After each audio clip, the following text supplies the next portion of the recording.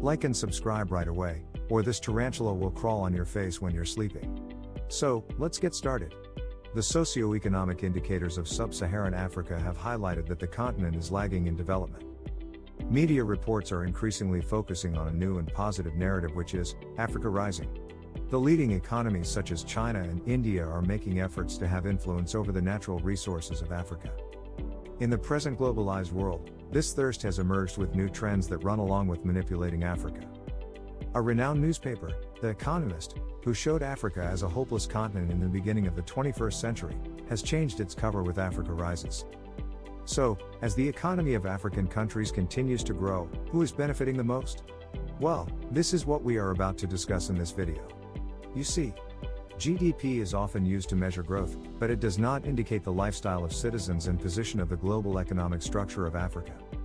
Even so, the GDP growth of Africa countries has decreased from 5% to 3% in 2018. The World Economic Forum also reported that Africa has reduced growth rate in 2016. The biggest problem is with the manufacturing sector that only showed 5% growth with little investment from the Western world. African cities are growing rapidly, yet there is low investment in infrastructure and housing, especially in rural areas where most of the population live. The reality is that African citizens do not show any rise in them.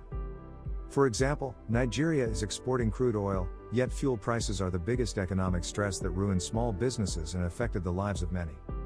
At present time, Africa Rising has controversial ideas. Many are of opinion that Africans are still misled by the rich and powerful. A superficial growth is noticed in the critical sectors such as agriculture and manufacturing. With abnormal equality of income in African countries that are governed by the World Bank. Another fact is that unemployment and population growth in countries such as Uganda and Ethiopia have abolished modest growth in these countries.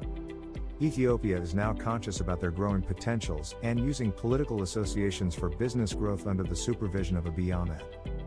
There is still hope that, unlike others, the Prime Minister will raise Ethiopia in real meaning by structural modifications.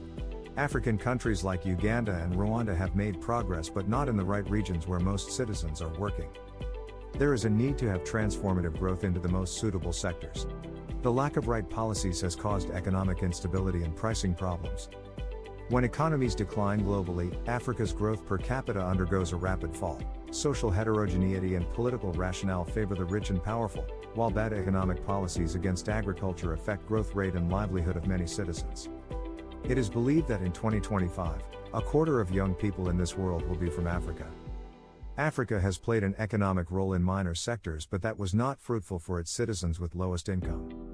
Now it needs to participate in global economics in the right areas to modify its own strategies. The factors like political stress, post-war effects, armed conflicts, an outbreak of any illness, and economic growth declining issues have played havoc on Africa's economic growth.